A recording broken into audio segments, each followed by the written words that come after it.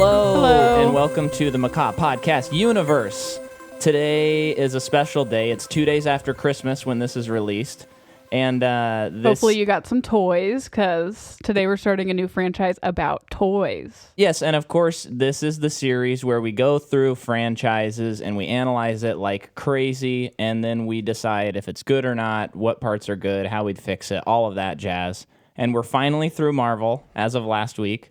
Yep. And then now we are on to Toy Story. Yes. And because of that, we have a special guest. We have our friend Daniel Grissom. Hello, Daniel. Hey. Woo! So this is the first time that we've had a guest, and the reason we wanted to have him, beyond the fact that he is our friend, is that he is an animator himself. Is that fair to say? Yeah. I got through animation school in 2017, graduated early 2018, and then I kind of took some time off to focus on a demo reel, and life has bills, so I had to do some side work here and there, just doing my old construction job, and then now I'm back in the game hunting for some jobs. Most of it is in Vancouver, Canada.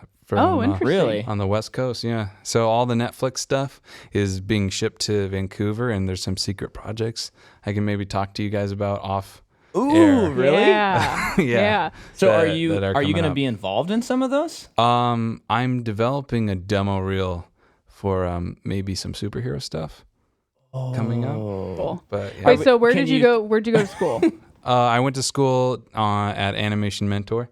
Okay. It's an online program. Yeah. Cool. I've never heard of it. Yeah. Cool. It's cool. I'm sure if you're in animation, everyone knows about it. Like if you go to art institutes, no, nothing bad on Cal Arts, but money, Right. Yeah. that's a thing. Yeah. So, Yeah. yeah.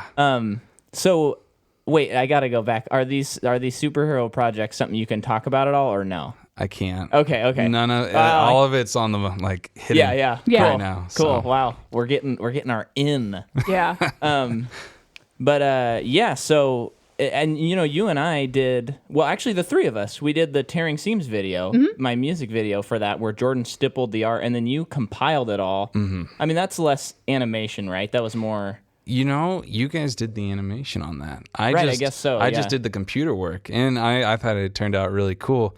It's just one of those things that it would have taken a lot of time to do the polish that I feel like it deserved, but at the time I was rushing between things. Oh, yeah. So if we ever compiled a new project, I feel like it was paving the way for something cool. Yeah. Oh, man. Well, I'm excited. So on this show, we've covered one other animated series, which is Shrek, which is DreamWorks, and I think the animation on that is pretty decent. It depends on the movie. Well, it's cool. It's interesting, like the Toy Story series, in that it started pretty young in terms of animation. So it throughout the five, right? Or of Shrek's, five. Okay, Shreks. yeah, but like throughout, by the end of it, it looked so different. Yeah. Than when it started. And Toy Story, same exact thing. Yeah, and this is cool because this is the first computer generated full on live action. I mean, computer generated movie. The new live action with the Lion Kings and stuff. You're like, well. And I just am so fascinated by animation. So I hope you can help shed a light. Because we did, during the summer, we went to OMSI, and they did a Pixar exhibit. Yeah, I was like 2 seconds away from going to that.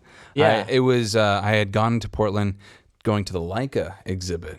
Oh, I want to go to the Leica exhibit. It was so good, but it was the last weekend it was there. Yeah. And I was like, I'm going to go. And then I walk into the building at Leica, the Portland Art Museum, and it was magical. But how was the Pixar thing? It's great. I really wish I went to Leica now. Well, I'm sure they'll do it again sometime. You're standing there, and then someone next to you is like, "Oh yeah, I made that clothes," talking to their kids, and I'm like, "Can I just be your kid and talk?" I know, right? I wanna know more. Pixar OMSI was great. I just like stop motion animation is just one of the most mind blowing things to me, I think because it's physical. Yeah. For a lot of it's physical. Yeah. OMSI Pixar was great. It was a lot of math. For like a layman like Yeah. myself, someone who has no animation experience, it really helped me understand like a fundamental level to Yes. where like when we were watching Toy Story, comparing this, because the last Toy Story movie I've seen is Toy Story 4, and then then we watched this movie, and we'll be watching the rest of them for the podcast.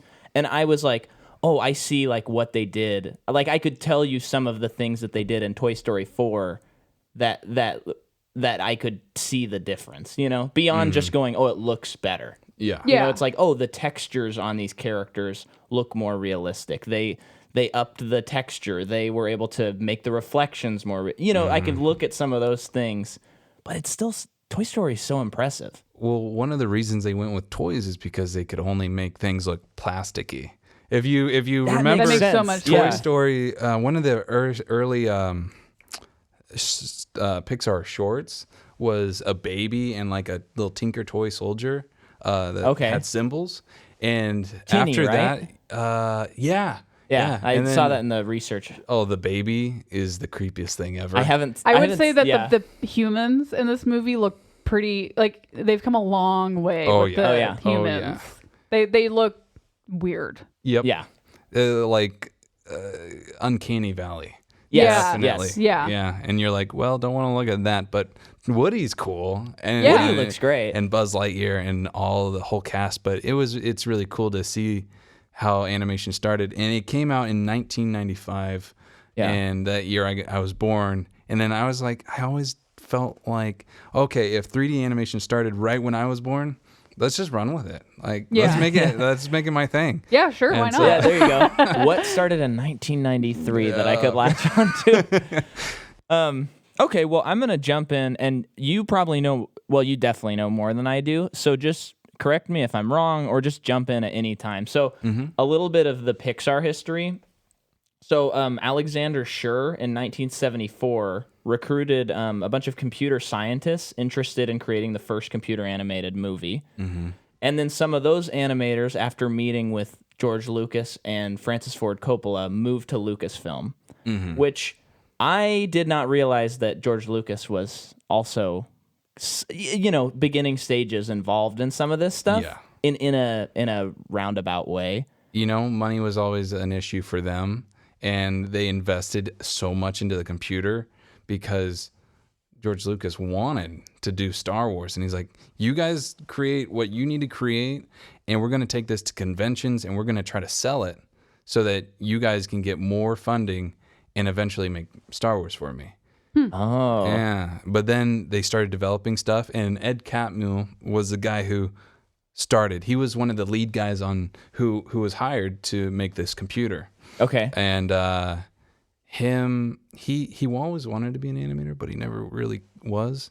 He was more of the computer guy. Huh. Okay. Yeah. But he ended up scanning a human hand and putting that into a computer and making a 3D model of that, and that's where it all started. But no, please continue. Yeah, no, that's cool. Awesome. But one thing I wanted to mention is like a lot of. It's just crazy to me that, of course, George Lucas and Francis Ford Coppola, you got The Godfather, you got American Graffiti, you have Star Wars, these huge things. But when I do research for stuff like this, I'm like, oh, they were kind of involved in this whole thing that turned into, 20 Pixar movies that are like some of the most lauded animated movies ever made. It's just, I'm always surprised at how much Lucas had his hands in like all these different pies, and like, without him, cinema is like completely different. Yeah. So maybe you could. Do you know about Render Man? Oh yeah. And the Reyes. Oh well, Okay, so Render Man. Any animated film, you're going to get your animators and the people that create it, but Render Man is ultimately the end button that they press that says, take all these lights and everything that you see in the camera or in the scene, and it compiles all of it. So Render Man is kind of their baby. Their baby computer was the first Pixar computer, and it ran this 3D program, and Render Man had a big thing to do with the software end of things. Cool. Yeah, because I just had that's at Lucasfilm. That was where they were like developing Render Man. Is that correct? Yeah. Yeah, and then John Lasseter, who's going to be the big name in Toy Story and Pixar. Yeah. Until his demise in 2 years Until he ago. was canceled. Yeah. He gets Me Too'd. He was hired by Lucasfilm in 1983, and then they got a new compositing computer, and after a couple of names for it, they decided on the name Pixar for that computer. Yeah. Okay. I'm doing okay. You're doing good. Wikipedia is so far correct. You're the citation for me. And then, so at Lucasfilm, they made the Genesis effect in Star Trek II and the Stained Glass Knight in Young Sherlock Holmes. Yeah. And then Steve Jobs in 86 pays $5 million to George Lucas for technology rights and invests $5 million into Pixar, and he joins the board. So did you know that Steve Jobs is like involved heavily with Pixar? I almost feel like Steve Jobs had a bigger part to play than George Lucas, because when Steve got in, he's like, I love it. I want more of it. Here's money. And he housed it and he made it a thing. Yeah, I didn't know that. That's cool. Well, and didn't he have like a pretty big influence on Bug's Life? Or am I misremembering You that? might be right on that. I can't recall. Okay. Yeah. Why do you think Cut that? Micah. Well, I think in his biography, because Kyle Woolard was reading it when we were in Ecuador, he was talking about some of that stuff but it was probably just investment wise he was pushing it. Yeah. So then there's the Luxo Junior short in 1986 with the Luxo ball. And eventually Jobs keeps investing until he has basically control of the whole company. Is that correct? Yeah, that's when you're talking about those shorts is these artists. And Ed Catmull. Oh yeah, Ed Catmull.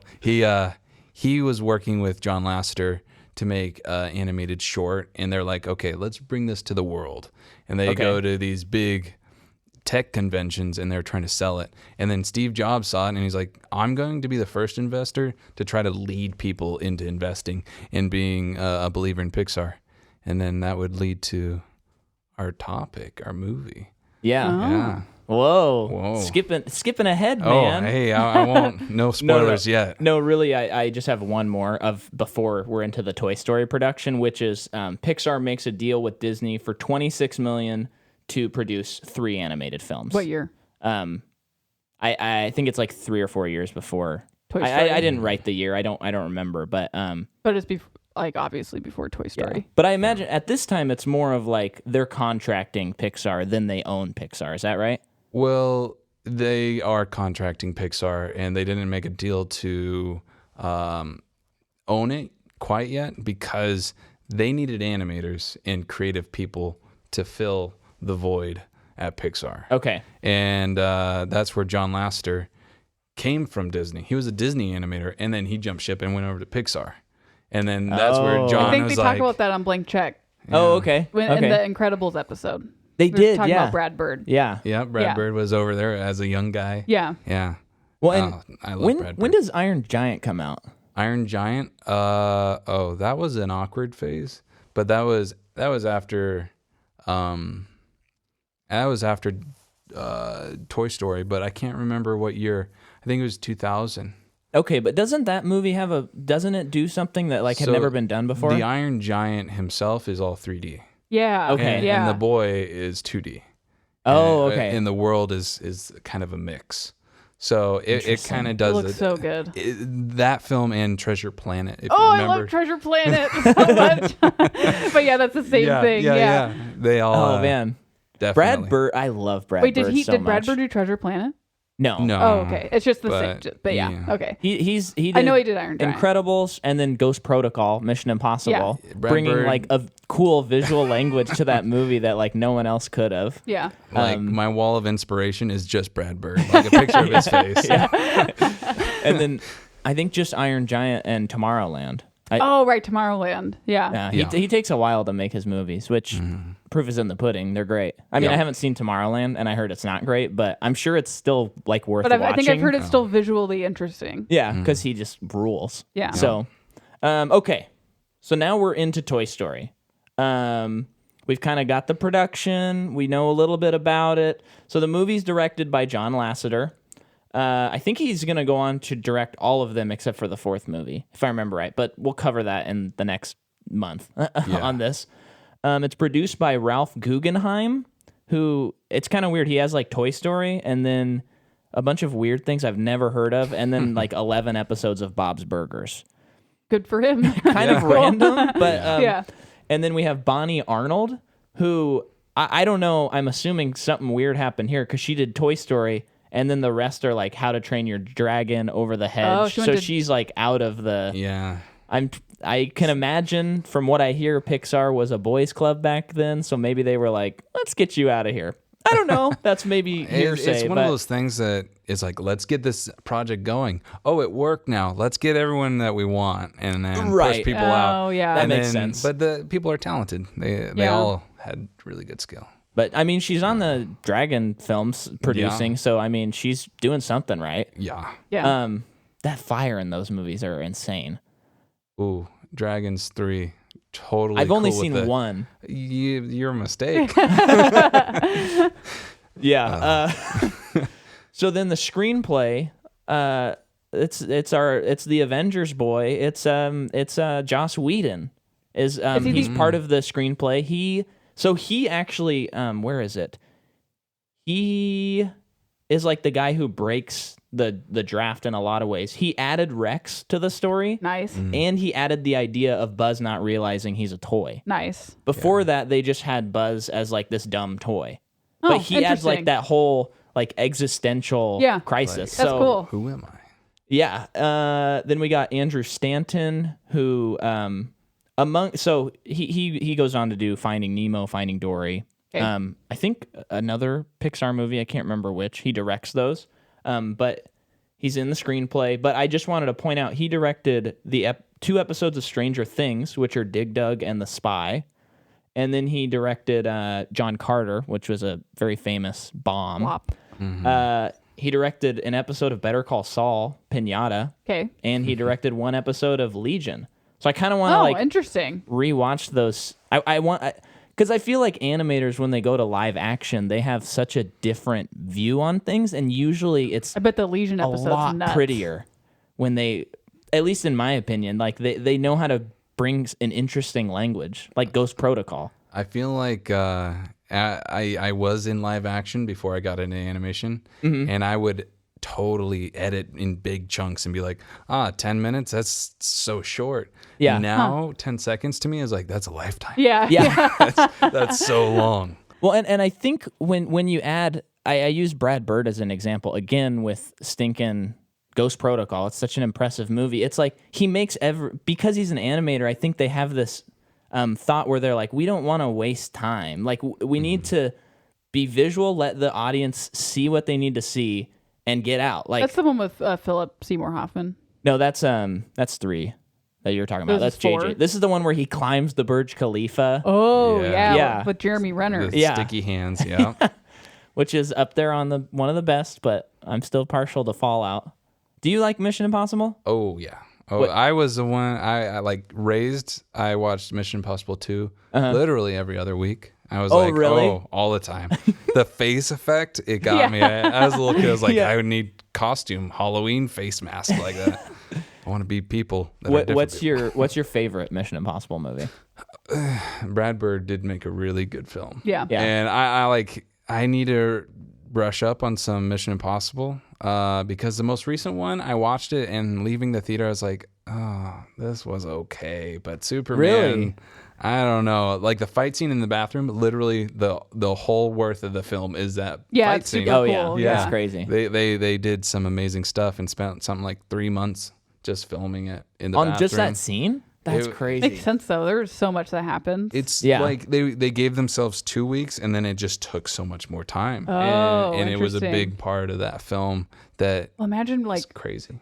rebuilding that set every time. So they're probably like, I'm assuming they spent a lot of time just choreographing and practicing so that they don't have to rebuild a set so many man. times. Yeah. So they yeah, just that's destroy true, the yeah. bathroom.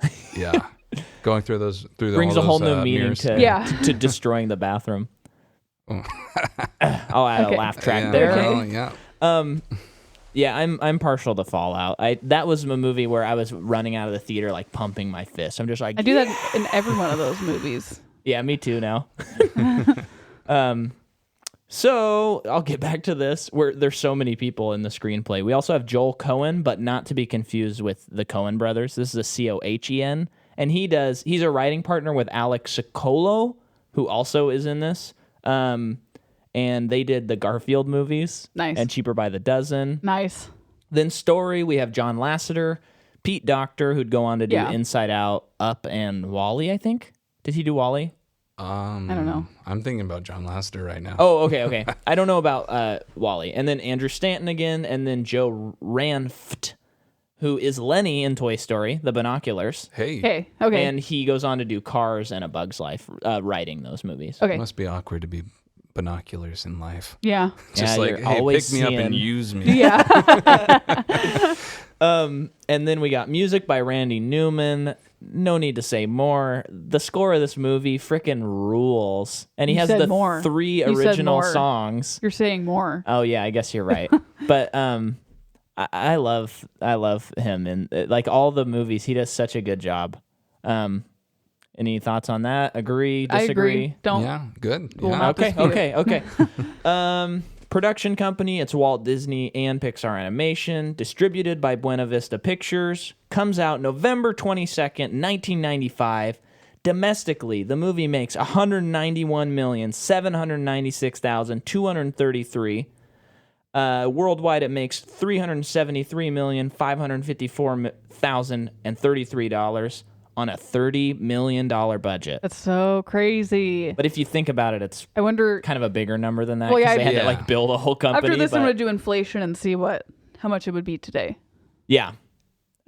Wait, what did you say? Insane. And like add inflation and see Oh, how yeah. much it would be today. I don't know how to do that. You just Google it. I'll leave that to you. Okay. There's calculators. Okay. I know I'm talking a lot, but this is just an interesting one to me. I love this movie. We got John Lasseter saw the light cycle scene in Tron, and it made him interested in computer animation. And he saw that before Tron came out. And he tried to pitch the Brave Little Toaster as complete computer graphics. Oh, the little toaster. Disney it's a was sad like, story. No. Oh, you know more? The Brave Little Toaster is literally it is Toy Story. Before Toy Story. Yeah. But I don't remember this movie. So like at the all. whole thing with the Brave Little Toaster is like they made this film, and then some studio picked it up, and the film got made, but they're like, the characters aren't relatable, and it's like these inanimate objects that are in your day to day, and then eventually they rethought the film, and they're like, toys Yeah. would okay. be way better Yeah. than Oh. a toaster. Yeah. Right. But he's so Yeah. brave and so little. I just remember enjoying it, but I was also really young, so Yeah. I probably enjoyed anything. And somewhat uncanny and weird with like there's a heater that's alive and it like is coughing and breathing smoke into the house and burns down the house. It's weird. It like the Yeah. film is weird. Going back and Toys looking was at it, Toys right call. Yeah, For the yeah. next time. it's like Yeah. the second time they do it. Yeah. Way better. Yeah. Yeah. Yeah. So then the first draft of this movie was pretty different. It had Tinney, that guy you were talking about earlier, as one band, like a one-man band, and he's teamed with a ventriloquist dummy, and they go on this big adventure. And then Woody was supposed to be a villain in that one, I guess. That's what Katzberger from Disney suggested. I think his name's Katzenberg. Is that Okay. Katzenberg. this tracking? I vaguely know a little bit about him, but I can't remember. And then Katzenberg was like, let's rework this. This isn't good. Second draft was more of a two buddies with different ideals working together, you know. Yeah. And then Tinney was changed to a soldier and then a space character. After that, the name was Lunar Larry, then Tempest from Morph, and then Buzz Lightyear. Woody was a ventriloquist dummy, and then he was changed to a cowboy ventriloquist dummy, and then they were like, he looks pretty scary. Let's change him again to just a straight-up cowboy plaything. But to me, it's just like such an obvious. Well, watching Toy Story, it's just like, yeah, you have Woody who's like Western, old school, and then you get the upgrade. Oh, yeah, it's so... It's just it seems interesting like, to how hear did they that, come up that with it took something them this other long than to that? figure it out when it's like, film history went Western, space. Yeah. So when I see so- Toy Story, I'm like, oh, this was probably just the first idea they had. was that they got an upgrade and it's a space toy. Yeah. But it's just interesting hearing that it wasn't that easy. Yeah. And then I guess they did this screening where like there was like no charm at all, and they did a 3-month shutdown and rewrote the whole thing. That sucks. And then now I would love to hear, like I just have a couple more notes. Like what this sounds like to you as a modern animator. So on this movie they had 27 animators and they used 400 models. How does that track with something today? That's incredible that they were able to make that film. Yeah. You know, they worked so hard on making Pixar films that by their second film and getting into Toy Story 2 and Bug's Life, going into that realm, they started bringing on so many people, and they're working like hundreds of people at that time. Yeah. So much that there was a family that the dad and the mom were both animators. And their child, they left him and forgot him in the car because they were working like 10-hour shifts every day. And Pixar changed from that point on when they were like, oh, shoot, where's our kid? Who took the kid to the babysitter? And they go out to the car. The whole company like goes out and they're like, is the baby okay? And like it changed things. And, you know, wait, was the baby okay? The baby was okay. Okay, Good. you know.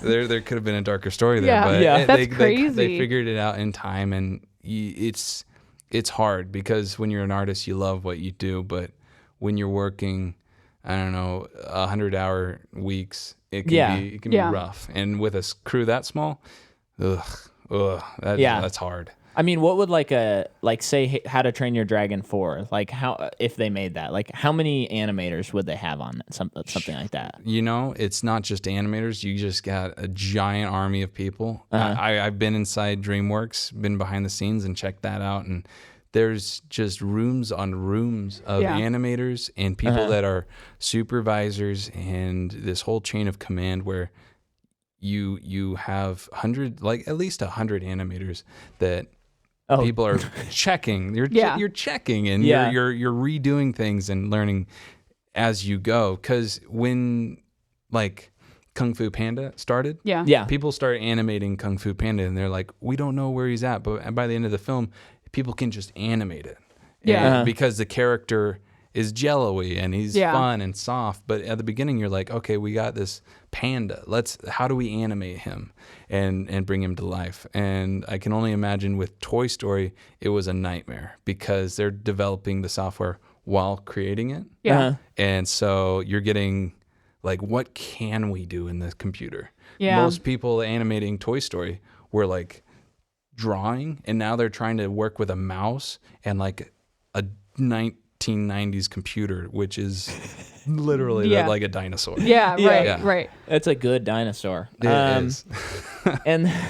And then so here's another one for you. Woody was the most complex. He required 723 motion controls, including 212 for his face and 58 for his mouth. Could you repeat those numbers again? And maybe you know better because this is just ripped from Wikipedia. No, I believe it. So Woody required 723 motion controls. 212 of it were his face and 58 for his mouth.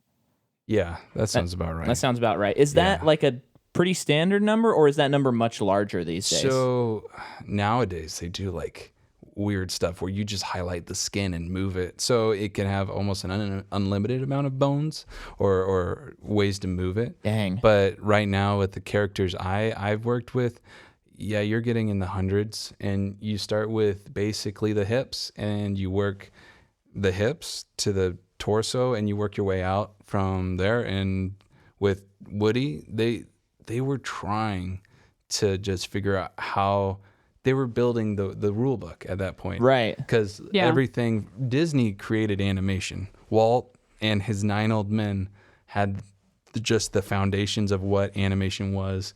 And then there's people like Richard Williams that were kind of the odd one out, who was like, I'll reinvent animation for myself.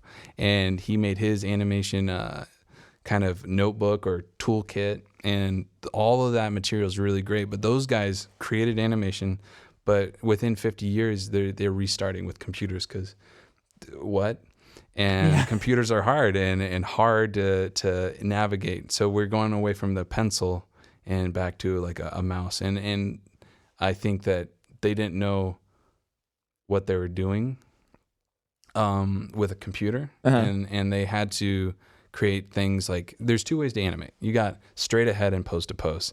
And then you can kind of play with those. So pose to pose is like, he starts here and he goes here. Okay. And then straight ahead is like, you animate him here and then you go a couple frames and then next pose, and you kind of let it develop organically.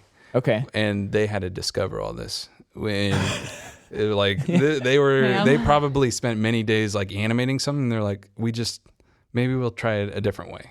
Yeah. And just exploring it. But nowadays it's just a workflow where you get people and you're like, this is how we're doing it. Do it this way. Go for it. Yeah. Yeah. And so you're not just telling the story, you're trying to figure out how to tell the story. They're kind of scientists. Yeah. Mad scientists at the same time. That's cool. Each frame took 45 minutes to 30 hours to render. Yeah. Final total 800 machines and 114,240 frames of animation. I think there was a study that came out today where a modern day computer can render all of Toy Story 1 in like 10 minutes. No way. Yeah. That is so wild. It's something crazy where the computers nowadays are so much better that back then it would have taken them to render Toy Story 4 like 20 years. Yeah. It's insane. So you can look at the graphic difference and be like, yeah. Well, I remember when we went to the Pixar thing, they showed that shot in Inside Out where she looks out and the train goes by, and it like kind of shows like the whole city. And they were saying how each frame, I think, was like, it showed, it was very cool. You could see how it would render if you rendered it for like an hour or rendered it for 3 hours, or like all the differences. And I think all those shots in that movie, or I mean, a lot of them were around like the 30 to 35 hours per frame rendering. That's because they did a certain way to animate that movie, though.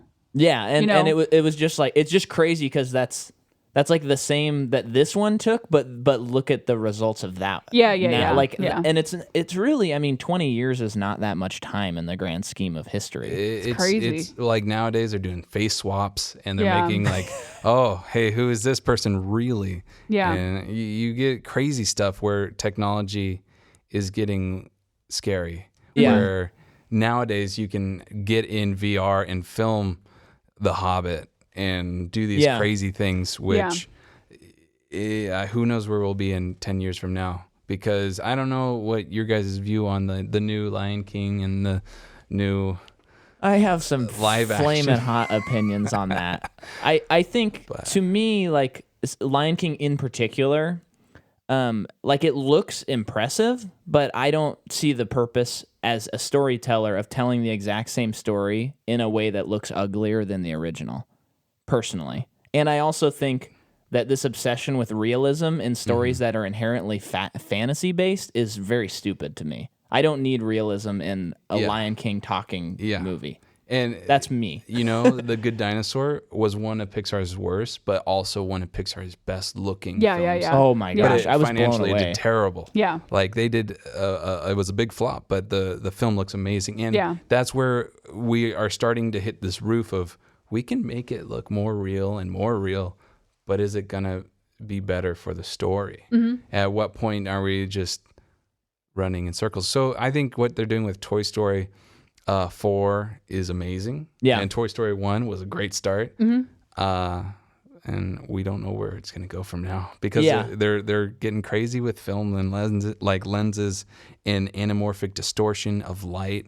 They're crazy people, but amazing at the same time. Right. Yeah. Right. Some realism is good though. I just want to say, and I think like in The Good Dinosaur, it's really cool because the dinosaurs are so cartoony. That's why I think it like because works. Last night we watched Piper, the short before Finding Dory, and it's just we were watching it. I'm like, this. When I first saw it, I'm just like, I don't actually think how they can make it more advanced. But then I was thinking like the short. Then we watched the short before Incredibles 2. I think it's called Bayo or something. And it's just like, oh, that is it's still, and I'm not saying like, I don't know how they could be more creative. I just don't know how they can make it more realistic.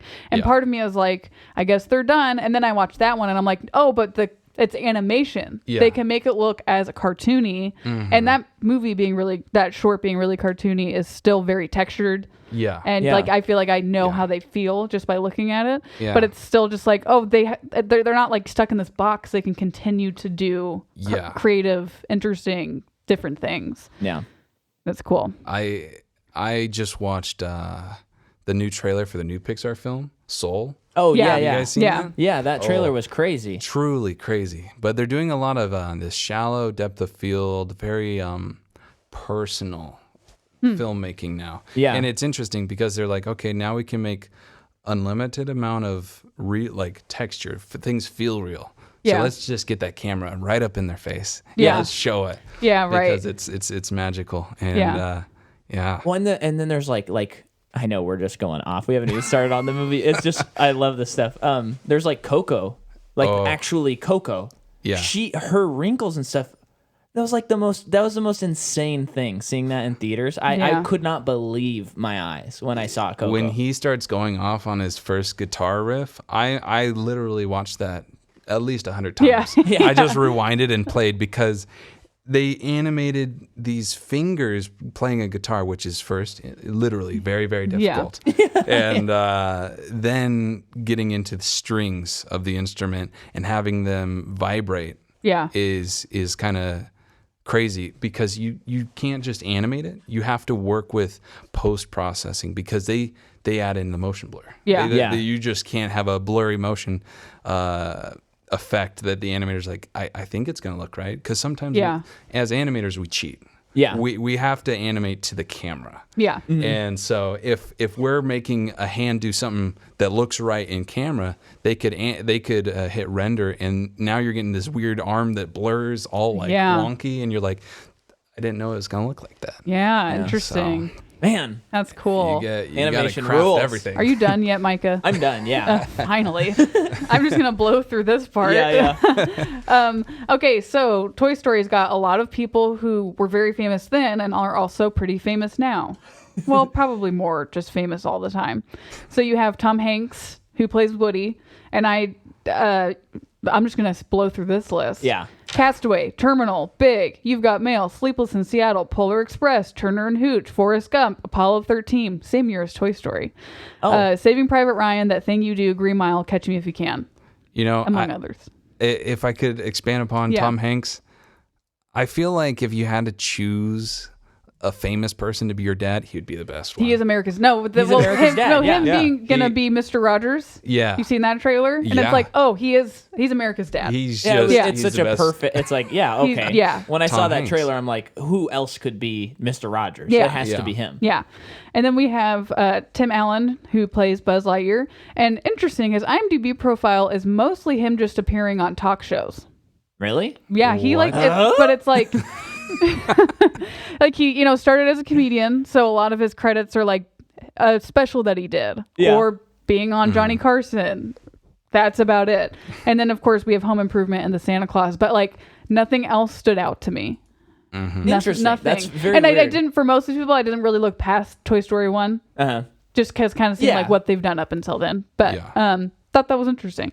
And then Don Rickles plays Mr. Potato Head. His first acting credits in 1955. Whoa. And then he has a ton of acting credits as well. But he, in the same year as Toy Story, was in Casino. Oh. So I guess that Casino came out in the same year. I guess so. Love Casino. Yeah, then I was looking up because he died in, I think, 2017. So I was looking in Toy Story 4, and he's still credited as Mr. Potato Head. Oh yeah, because I mean they do the voice stuff like pretty far in advance. When did Toy Story 4 come out? In July this year. Yeah. Well, or June, I mean. But sometimes they have stand-ins, so they'll make the film and they'll storyboard the whole thing, and so that the animators can go and sit down and watch the film before they make the film. And they need to have a lot of these voice lines created, so they'll get actors in, and if like they had it's hard because sometimes they have story changes midway through the film.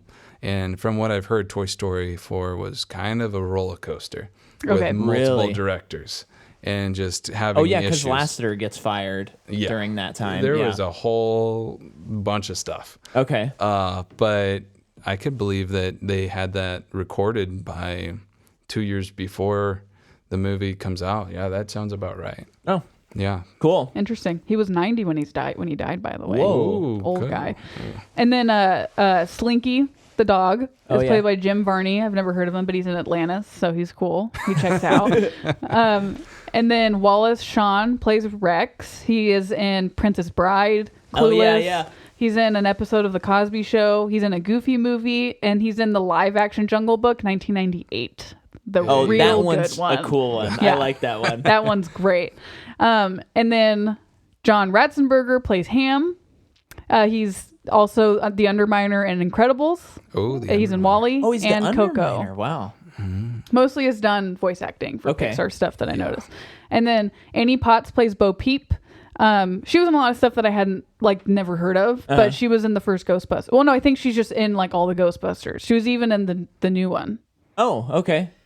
And then John Morris plays Andy, and he's played Andy in every Toy Story movie. No way. Yeah, and he has, and really the only acting credit he has is additional voices on Nightmare Before Christmas. That's about it. And then this one's crazy for Princess Diaries fans. Eric Von Detten plays Sid, and he's the mean guy Josh in Princess Diaries. Okay. He's the mean cool guy. Yum. Anyway. And then Laurie Metcalf plays Mrs. Davis. That's right. Yeah. And I didn't know that. So Laurie Metcalf, Roseanne, Lady Bird, Uncle Buck, Scream 2. Among I several forget other she's in things. Scream 2, even though we just watched that. Yeah. She's the weird twist Yeah. in that movie. Oh, don't spoil a movie that's 30 years old. Okay. Okay. So now we're transitioning. We're going to talk about the movie. Hey, let's get in it. Just So- watched it last night. Yeah, us too. Yeah. Did you watch it on Disney Plus? Or do you own Yeah, it? Disney Plus. We probably watched it at the same time. Disney Plus was announced, and I'm like, I'm not going to spend another dime on a streaming service. Day one, I was like, okay, Yeah. it's why not? They've got Yeah. too much stuff on there that Yeah. you're not going to be able to get anywhere else now. I So, had to see Mandalorian, so I'm like, Yeah. even if Mandalorian sucks, I have to get Disney Plus to see that. So Are you liking Mandalorian? I saw the first I didn't watch episode. You haven't watched? I have not watched it yet. I haven't watched the second episode, but I was like, yeah, okay, cool. It hasn't quite clicked, but most season Yeah. premieres don't click right away. I'm lost at the timeline for this because, yeah. well, don't spoil anything. I'm not going to from last spoil night's anything, episode. but there's characters in this that make me question: are they the characters that we know and love, or are they the characters that are new? Because there's just okay, I gotta watch it. Yeah, you gotta watch it. immediately. Because right now I just assume that it takes place after episode 6, but maybe I'm wrong. Yeah, me too. I assume that, but then I'm like, I don't know. Okay, I don't know. so the movie starts. Andy's playing with his toys, and as a narrative function, this is so great. You're introduced to all the characters, and they're all just normal, shiny toys. And I was expecting, after watching Toy Story 4, to be kind of cringing at the animation in this movie. Still pretty much holds up for the most part. Just besides the humans. Yeah, Look and pretty bad. I mean, to me, I wasn't even I think Sid looks really cool still. But I don't know. Maybe there's nostalgia in there. There's definitely nostalgia. But I was impressed by there's reflections on the ground. There's reflections in Buzz Lightyear's helmet, and I'm like, they did this for the first time. Well, you can see there's what? remember when the little army men are out going downstairs, you can see that the doors are distressed from kids they kicking have it. chips and stuff. Yeah, so it's I just wouldn't expect them to think about doing that in this movie, but it looked really good. Yeah. The film was kind of mind blowing, and also a little I understand this was the first film. Yeah, there right. are Yeah. Those moments where you're like, yeah. But Pixar has made these crazy leaps where you're getting movies coming out today like Norm of the North. And other animated films that you're like, I know that there's animators that are working really hard on this. Yeah. But it's not pushing the bounds, and it looks like Toy Story 1. Yeah, it looks like a 20-year-old movie. Yeah. And you're like, okay, Toy Story set a really high bar that is still hard to pass today. Yeah, right. Like they'll get professionals that are like, we don't know how they did it 20 years ago. Yeah. Well, and one thing that I was noticing was that like especially again, I'm juxtaposing it with Toy Story 4, is that like the actual settings are not very complicated. They're just complicated enough that they pass. It's the characters that are really complicated. Like the bedrooms, especially Sid's, like his hallway, that's like a pretty boring looking set. But I mean, it's still impressive to me. Right. But it's like, if they made this now, that set would look so much cooler. Yeah. Or even like his outdoor. Well, it probably look just a little bit more lived in, like those parts of the house. But of course, you don't see much, I feel like, sets outside of people's bedrooms, and then like probably the backyard at Sid's house. Which actually, like, I think it like helps the story narrative because you're in like a child's perspective of the toy, so it actually like works to their benefit. They just chose something that like perfectly is able to all the quote like mistakes or tarnishes you can actually make it look better. Or like help service the story. Yeah, it's definitely one of those films where you're like, what are our weaknesses, and let's make it our strengths. Yeah, right. Let's just try to embrace it. Yeah. Yeah. So Andy's playing with his toys, and then we have like we see Woody, and then when he leaves the room, they all come to life, which is still like a magical moment because it's what we all like dreamed about as kids, is like the toys coming to life. Yeah, and he has that great like. There's so many great comedic bits that we laughed out loud like 5 or 6 times during the movie. I've seen this movie 40, 50 times. I'm still like, that's hilarious. Mr. Potato Head probably is the funniest to me. When he's easily, doing the kiss ass joke with the lips and stuff like that. And then there's like, Woody saying draw to the Etch-a-Sketch, and it like draws a gun and stuff. I mean, it's fantastic. And then like when he pushes Buzz out the window by accident, and then Mr. Potato Head's like, I'm gonna kill you next. We're coming for you, Woody. And then Woody's like, I gotta get out of here, guys. It's especially when what was the other part when Andy's opening up his birthday toys and Mr. Potato Head's just like, Mrs. Potato Head, Mrs. Potato Head. And it's like, that's funny toy humor. He's like the pervy old uncle that just is like throwing out gags. Yeah. But then we have like, I mean, kind of this first setting where they do like the toy council, and they're talking about, like, we had a plastic a plastic seminar, and I think that went really well, and Woody's running it, and you're seeing how all the toys function.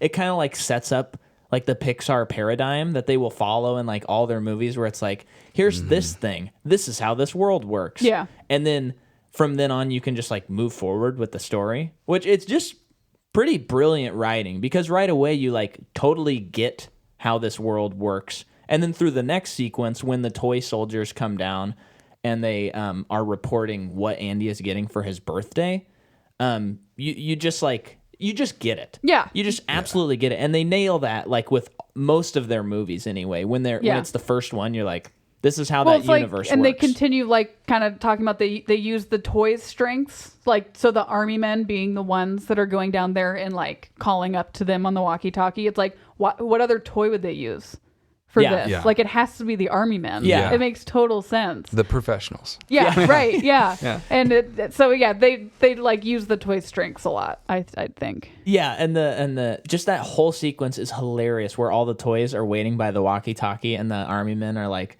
come in. We have this toy. We have this toy. Oh, someone brought him bed sheets. What kid was invited to that birthday party? Good. Like all these great bits. Yeah. And then of course, like I chimed in the movie that time. I was like, what kid would do that? and then you have the great reveal of Buzz Lightyear. Yes. And then he's put upstairs, the kids are playing, and then Buzz has this existential crisis throughout the movie. Well, he doesn't have it yet, where he does not know that he is a toy. Yes. Which is, this is like the backbone of the series. Like every movie, it seems like a character has some sort of existential crisis. And this also starts the paradigm of Pixar movies being a lot more than kids movies. Yeah. Because you relate to this, like believing in something or thinking you're something and finding out you're not. Yeah. And then discovering what you should be or what you should believe in. I mean, amazing. Yeah. Way to go, Joss Whedon, for adding that to the story, because Seriously. it literally makes the whole movie. Yeah. But yeah, go ahead. I was just gonna say when he does that, look around and you see the reflection inside his helmet, and he's like on Mars for the first time. He's like, where am I? Oh yeah. I was like, whoa, they're animating from reflection. That is amazing. I don't know how they're doing it. Maybe they did it in weird layers where they animated like a distorted face and overlaid it, but it was really it grounded me as an animator, being like, good job. Yeah, good right. job, Pixar. It was really good. I'm like kind of shocked that something that we talked about was how the movie doesn't, like, for the most part, it just sticks to pretty static camera movements, but then it does do movements where you're like inside his helmet moving around, and I'm like, what? You did this on the first try? really would never expect that from this movie. And they did that a lot. Yeah. And then it's just crazy. And it's cool that which they had said that they needed to do this because otherwise it would have been too complicated, but they just kept like what would be real shots if you were filming a real movie. So everything is like actually filmable. Yeah. And I think that's a pretty good language to establish. Yeah. In Well, the it's like, I movies. mean, Super camera real. movements also, they can, you know, it's not just like a camera is filming something and that's telling you the story. Camera movements are part of the storytelling. Yeah. So that it's important that they did that Yeah. throughout the movie, because it's like if it is moving towards something, it is emphasizing something to you, or it's like providing more action. Yeah. Or it's kind of like cheating a little bit on some action because the camera's moving a little bit. So it's like, it is kind of like, well, why wouldn't they do camera movements? But you're like, it's 1995 and it's animated. Why would they do camera movements? I was talking to the cameraman who worked on the Pixar short Lava. Okay. And he was working with the technicians to make a camera move that could tell you the speed at which they were going, real world speed. So it's like miles an hour. If I'm moving the camera in the computer, it's like playing Grand Theft Auto and having a screen tell you, this is how fast your character's moving at all times because the camera's moving. And so he developed this with people to allow him to keep within real world helicopter specs. Because once you start moving, when you have unlimited freedom, you're just like, oh, this camera angle would look great. Yeah. But if you're keeping a camera angle to a real world medium, like we literally can't move a camera so fast. We cannot fly this fast or do this. And so if you restrict your creativity to real world, it creates this next level of realism, because when we're watching it, we'll get unimmersed. We'll get out of it if the camera's like, wow, flash, under, up and over. Yeah. And I know now with drones, we're kind of doing crazy stuff that was never thought of. Yeah. But And sometimes it works, but you do watch movies like that are special effects heavy, and sometimes when they're not grounded, you may not even know, but you'll just be like, I don't like how this looks for some reason. Well, it's Gemini Man. I mean, they shot it at like a crazy high frame rate, and people, no matter how impressive it is, because it's not the normal standard, people are like, this is ugly. This doesn't look right. When it is a pretty crazy and probably at some point important thing, like that we just don't know about yet. But it's like people know in their minds that it's wrong. Yeah. So like consciously and subconsciously, because that's not what they've been told is okay. But for the record, Gemini Man rules. I haven't seen it. I want to watch it. It's actually cool. I've watched literally every behind the scenes thing about it, and I'm like, I need to watch it. It's cool. I only was able to see it in 60 FPS because the 120 like just still isn't there. It's only in like a couple of cities across America. It's pretty cool. I mean, it's like a 90s action movie, as they would say on Blank Check. It's like pretty by the numbers, but I liked it a lot. Good. Okay, so they're worried about that. Someone mentions Zurg. And that's on his thing, which is cool because we'll see him later. Which it's like they probably just wrote that in, and then when they get a sequel, they're like, "Cool, we already mentioned Zurg. We already created another toy, Al's Toy Barn." So we can just play on that, and makes the series feel more knitted together. Which is our obsession, being this podcast. The basic conflict is Andy prefers Buzz now because it's the new toy, and Woody is slowly getting put, into the toy chest with everyone else. And he's like not Andy's favorite anymore. And that's like a big thing with Woody. His entire character arc of the series is like he is Andy's toy. Or in Toy Story 4, I forget the girl's name, but like he is loyal to his owner. Yeah. So it's just great. They're also just so different. So they just conflict and battle the whole time, Buzz and Woody. But that's just because they also do change. And I feel like Buzz and Woody kind of struggle throughout the whole series, and that's why their characters are so great together. Yeah. But it does, like, Woody does have to change. Uh-huh. And by the end of it, it's like, you are kind of annoying, but you are Andy's too. Mm-hmm. Anyway, I kind of went through the whole movie with it, but... No, that's good. And then one crazy thing before we get too far ahead is that... that the flight animation sequence with Buzz where he flies really cool. and closes his eyes. First of all, it's laugh out loud funny. And second of all, what? How did they do that? Again, it's this movie just blows my mind. And it's 24 years old now. Like Ooh. it's unbelievable. Yeah. Well, like his face when he's stuck on the airplane on the ceiling, it's jiggling wiggling, and he's like, wah, wah, wah, and you're just like, oh my gosh, that's good. Yeah, that's really good. So good. It's so, and then we have the intro of Sid in the background blowing up the toy, which is also and Buzz is like biting at the thing, just like let me go get him. Yeah, I got this. Yeah. Also just so hilarious. Foreshadowing. That Andy's moving in a week, so that's kind of in the background the whole time, important to the story. And Andy and his mom and his sister are going to Pizza Planet, and he wants to bring Buzz. No, he wants to bring Woody because that's when Buzz gets pushed out the window. Oh, yeah. Could I right after Buzz flies and lands, it does this joke that got me because Toy Story 4 is a little bit like foreshadowed in my mind. Okay. Oh, I feel like I know what you're going to say. But... So in the very beginning of the film, Woody's talking about, okay, everybody needs a moving buddy because we're moving in so many days. And then Buzz lands from the flying thing, and Bo Peep's like, I got my moving buddy now. Yeah. And she's like all getting close to Buzz, and Woody's like, you're taking my girl and my my person. You're evil. Yeah, I'm going to kill you. Yeah, that like solidified it to him for sure. And like inside, I was like, yeah, that's why Woody let Bo Peep leave in Toy Story 4. Yeah, it's the dark foreshadowing. Yeah, it's like Bo Peep, you weren't faithful. I don't want to read it that way. Okay, so then Woody pushes him down. Kind of accidental, but on purpose. And then the Etch-a-Sketch draws a hangman's noose, which is funny because he's a cowboy. And then they get lost in the gas station. Kind of jumping forward. I mean, you've seen Andy this movie, takes Woody right, into the listener? car. They stop to get gas, and Buzz was outside. Jumped on the car as it was right. And then Andy's mom leaves without them, and then they see the Pizza Planet car, and then they have like a huge argument before that too, where he's trying to get him to like realize like you are a toy. And then he, Buzz is still just not understanding that, and then he sees a Pizza Planet truck, and he's like, oh, I know how to convince him to get on this truck. It's a rocket. It's a rocket. Yeah. So that's good. And I just love the scene when Woody's in the back getting pummeled by everything in the back. Getting beat up by the and Buzz Lightyear like puts the seatbelt on and kind of taps it. And he says something about like safety before he gets in.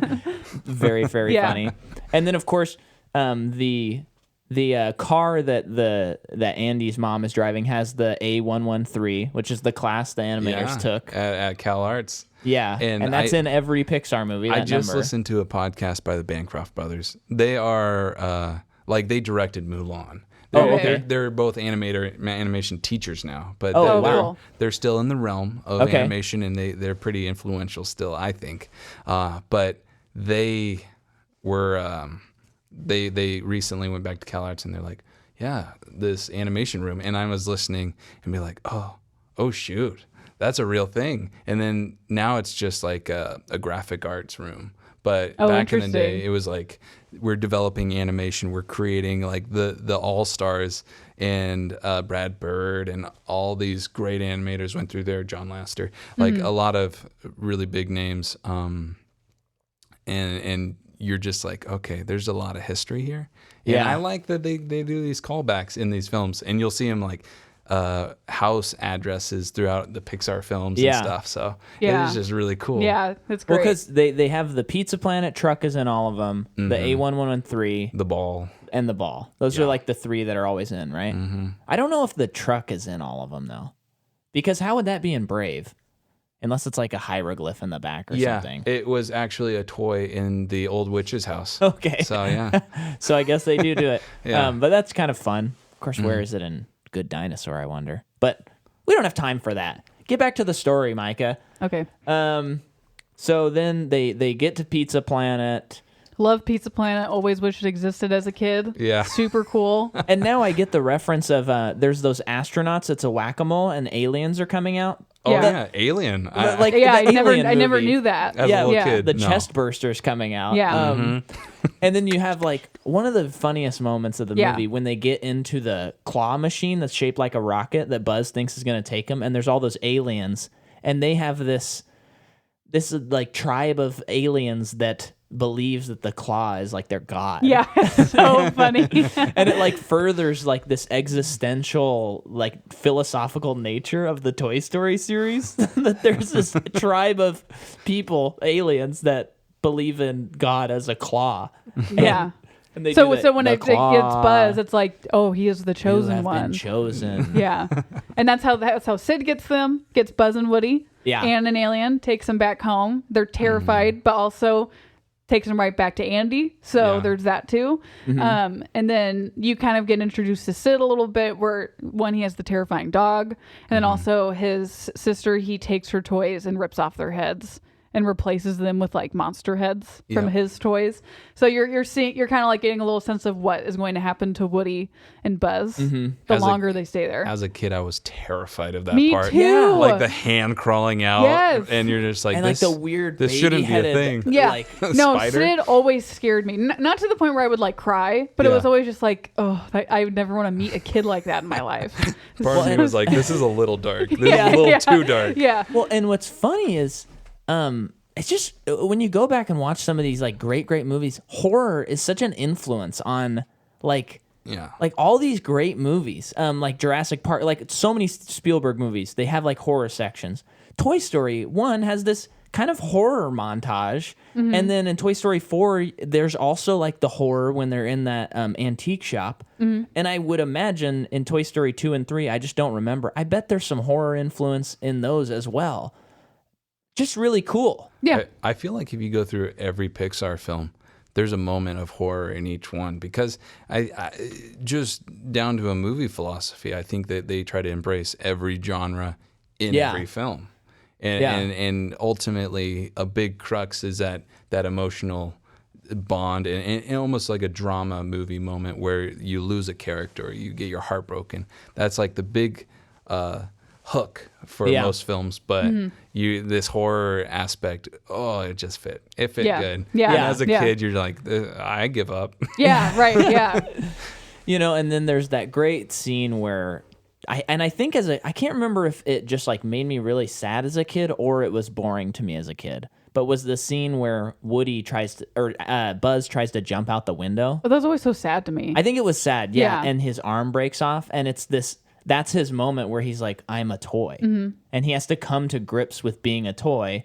And much like when people come to grips with something, they don't do it in the most healthy way. And that's right after he saw a commercial for Buzz Lightyear on TV. Oh, yeah, too. yeah. So, yeah. And seeing that he's not like this special guy that he thought he was. But maybe he is. He just doesn't know what kind of special he is. The beauty of Toy Story. Yeah. Toy Story. And then his Molly, his Sid's sister, like takes him. She's a funny joke when she's having a little tea party, and she's like, "Oh, Ms. Nesbitt, your hat looks so good today. Like, it looks really good with your head." And then you see all of her other toys don't have heads. Pretty funny. And then you see that he's like dealing with the fact that he's a toy by just accepting whatever and not fighting for anything. And so then, and this great writing, Woody has to now be like, okay, I'm going to help you.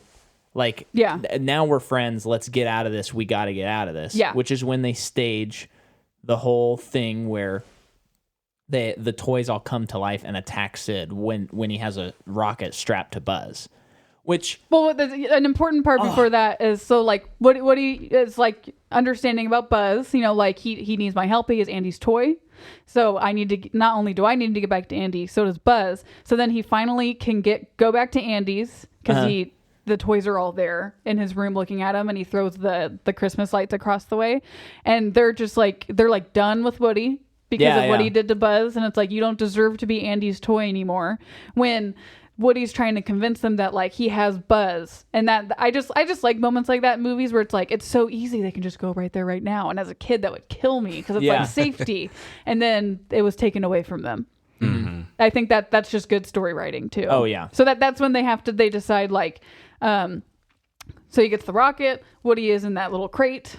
That's when Buzz realizes that he is going, like, okay, we're going to get out of here. Yeah. And they get the toys help too. And they find out the toys are not bad guys as well. Yeah. But the sequence, and another horror sequence, when they come to life and Woody's drawstring is like telling Sid a bunch of stuff. And then when he finally turns his head all the way around and looks at Sid and says, play nice, or next time play nice, or something like that. Yeah. And all the toys are coming out. And I love that they only do that one time in the whole series. Well, it's cool because I think when we watched last night, because, you know, Woody's like, I have an idea, but it's going to break the rules. Like that they never say what the rule is. Oh, I mean, it's pretty obvious. Yeah. But also, I like that they did that movie one. Because, like, let's say that never happened. They get away some other way. And then we're, like, on Toy Story 3. They're in a bind. And they're like, okay, we have to do this thing. I feel like seeing it 2 movies later would just be like, no, they're not supposed to do that. Yeah. They've set it up for the last 2 movies. It doesn't work. But doing it movie 1, it's like, okay, now I know this is the thing that I guess they could do if they had to. Yeah. Because it's one of those things, too, where it's like these toys come to life when the owners aren't there. And you're like, but do they really? Yeah. And then you see that happen and it's like, whoa, they can. Yeah, there's no fan theory about how the toys never came to life or something stupid like that. Yeah, right. Because they do. Yep. So then they're able to, then the Andy moves and they are chasing the car. They do the whole, car chase, kind of. Right. Yeah, Toy Story version car chase. Which, the dog. Again. Spud. Yeah, Spud is chasing him, and he I noticed especially, like, he has not aged well at all. Like the fur texture is not there. The way he runs is a little weird. Yeah. Dog animation. So developing quadrupeds. Yeah. So humans, we walk normal, but quadrupeds have different joints in different places, and you have to have something called IK. So inverse kinematics. Instead of you move your shoulder and that moves all your arm all the way down to your fingers, in that direction, it starts at you have a hand, you put it on something, and then when you move the body, the arm is going to kind of follow along like a string. Right. Yeah. So when animating this dog, they didn't have that. They didn't have it so that they could move the body and then put the paw in the front and then be like 1 foot after the other. Let's make a walk cycle or make it run. They had to basically animate this floating mass, and there's no collision. Like, you can't just put a hand on the ground and be like, that's the ground. It's like you're animating every frame and hoping it looks right with the ground and then going back and forth. So quadrupeds, what a nightmare. It was a nightmare. But there was no way around it. Like, they couldn't have... I don't think there was any 2-footed pets that said, if he had a pet monkey, it would have been weird. Yeah, it wouldn't have worked. It had to have been a dog, and like a scary looking dog too. Yeah. And the uncanny weirdness of like janky animation back then, I think it kind of works in its favor of being like, because he is a bad guy. Like if he was supposed to be a cute dog, you'd be like, ugh. Yeah, he doesn't look cute, but he's scary. Yeah. So. Andy also, he didn't age well. No, he's so bad. I felt like when we were watching it, it's like, I feel like all the humans is just like much 2D, very much like just 2D movements. I just didn't notice that their as much. hands can only go here, but it can't go like that or anything. It's just like this. I hope, it's did you guys see that, listeners? Did you guys see Jordan's arm movement? I'm moving it not 2D. But their faces were also very flat. Like this is like the width of their faces. Like you're holding a sandwich, that's the width of their faces. Yeah. And I feel like they were also too, like the top of their heads, by the time I got to their bottom, it just was not symmetrical or not proportional. It looked like a clay mask that someone just like pushed with their thumbs until it looked kind of right. And they're like, okay. We'll just go with it. Yeah. It's probably why they don't show them that much in the movie. Mm-hmm. No. But then, basically it takes them a little bit, but then they're able to get to the moving truck by firing off the rocket, and Buzz actually flies. Yes. Which love is that part. really cool. Big payoff. Then we get shown the house, and this is great because Christmas was 2 days ago. It's Christmas, and they're opening presents. And now there's a Mrs. Potato Head. Hey. Which is pretty cool. And then isn't there... It's a dog. Oh yeah, they talk about, like, are you worried it's going to be another toy? And they're like, oh, it'll be fine. What could be possibly more crazy than you, Buzz? And then you hear this puppy barking. Yeah. You're like, great. This is a great movie. And it's just a masterpiece. It's one of the best. It's a milestone in cinema history. I thought was interesting. Single mom. Oh, thing, which is like, 1995, it maybe isn't that crazy for that year, but I think it is a little interesting that they did single parent for a wholesome family movie, and it's their first one. I'm assuming they probably did that because of it would have been too complicated to introduce yet another person / like maybe the story just didn't really need it. Yeah. So minimalism. Pixar's tried and true story making. Yeah. Don't add it if you don't absolutely need it. And I think that it's actually pretty cool that she's a single mom with 2 kids. I don't know. It's nice. It's cool. It makes it, I mean, I didn't come from a single parent home. My parents are still together, but in a way it's just more relatable and more like down to earth. Yeah. In a way. But yeah, that's Toy Story. Do you guys have any final thoughts? Love it. Love it. That was a good movie. It's still good. This will be in the rare franchise that we're gonna cover where there's just not a bad movie. Yeah, and it's not like, oh, there's one that's maybe not as they're all crazy good. Which one's your favorite, Daniel? Toy Story. There's rarely a film where the second one supersedes the first one, but Toy Story 2 did it. Me too. Like Toy Story was like good. And then Bug's Life came out and watched that one too many times on VHS. Yeah. Hate rewinding it just to be able to play it again. And then Toy Story 2 came out and you're like, there's the full cast. That's Woody's background. That's his life. Yeah. And you're like, oh, so you guys are lucky coming up. Could you rank your Toy Stories off the top of your head? I get a lot of conflicted feelings on the new Toy Story because it's almost a pattern that you know by now. Yeah. You're watching the film and you're like, I kind of know where it's going, even though they're trying to be unpredictable. I nerded out, though. Toy Story 4 looked beautiful. Bo Peep coming back with a whole new design. And she kind of has this she looks more fleshed bad in Toy Story. And then when you like look at her now, you're like, amazing. Well, back then, you're like, what are you made of? What are Well, you didn't know that she was part of a lamp. Yeah. Like she was porcelain, pretty much. And she had these sheep, and she disappeared in Toy Story 2 and 3, and you're like, well... Yeah. Oh, she's not in 2? She's gone. No, you're right. I'm saying you're right. Is she what? Like she I can't might remember. be in 3, like briefly. No, she's not. She's in 3 not. At all. Then if she's in 2, it's the very beginning of the movie. Yep. That's the only thing. You guys have to let me know. Yeah, because I'm pretty sure she's in one, at least one more before 4. So it might be 2 at the beginning of the movie. But it has to be so minimal. And Bo Peep comes in as like a major character. Or maybe character. the end of the movie of 2, because Jesse gets, Jesse and the horse, I forget the horse's name, but gets introduced into Bullseye. Yeah. So you see like the wind. her and Buzz have it's like they're the couple, and that might be when Bo Peep comes back. Like, Bo Peep and Woody. Makes sense. Yeah. That's I believe it. So do you feel like they created her new version into Toy Story 4 edgy, like more modern age kind of woman power in a good way. Yeah, no, I think they if you did think about in it, like a cool She's porcelain, and you're like, representative her arm comes way. off. Yeah. But it's like, I feel like in Toy Story 1, she doesn't have much to do. Yeah. But her like charisma seems a little bit not like perfect girlfriend kind of thing. So Yeah. because I thought that watching Toy Story 4, and it was fine. Yeah. It all like made sense for the story and stuff. But thinking about Toy Story 1, it's like, I don't think that's as big as a leap as I thought. As Toy Story 4 came out, yeah. they definitely pushed this like, Bo Peep was never a weak character. Yeah. And I was like, well, She never had much to do. She didn't. Yeah. But she comes back in Toy Story 4 as a full character, and you're like, this is awesome. But easily Toy Story 2 was my favorite. Okay. Toy Story 3 with Mr.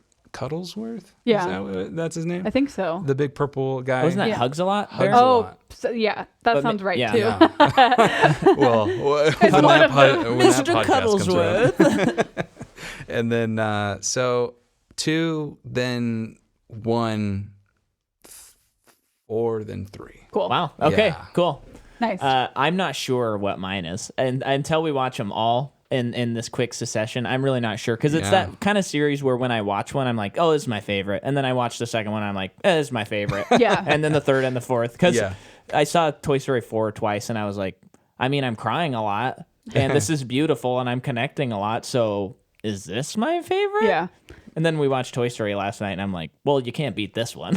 So I don't know. You know the existential part with Forky in 4, and he's like, what am I? I'm trash. Yeah. And you're like, I'm on it. I'm on this ride. This one's great. So it's not a movie order in which I'm firm to, but I think it's the pretty movies malleable. are all, It moves around a lot. Definitely.